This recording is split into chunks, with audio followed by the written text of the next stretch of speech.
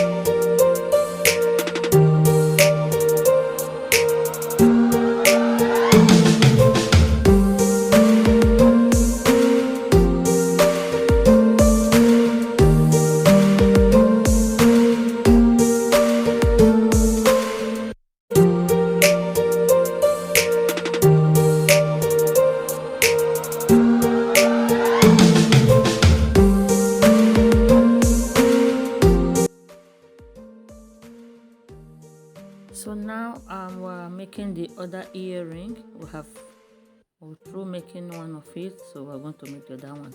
Because the beads are irregular, the shapes are very different, so I have to look for the same size of bead so that it will be the same with the other earring. And in order for one of it not to be longer than the other, so I have to select and check the size of the one I have already made so that they will be the same, and so that the weight will also be the same. So now guys, we're making the other earring the same way, the same pattern we did the first one. That's how we're going to be doing the making the second one. It's very, very easy. If you watch closely, you see that it's easy and it's beautiful. So you see I'm still searching for the bead because the shapes are very irregular. It's not straight, it's not the same, it's not bigger than so, because of the thing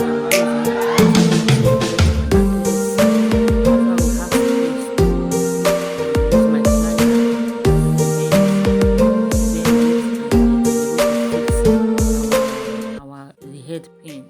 We have to fix the head pin.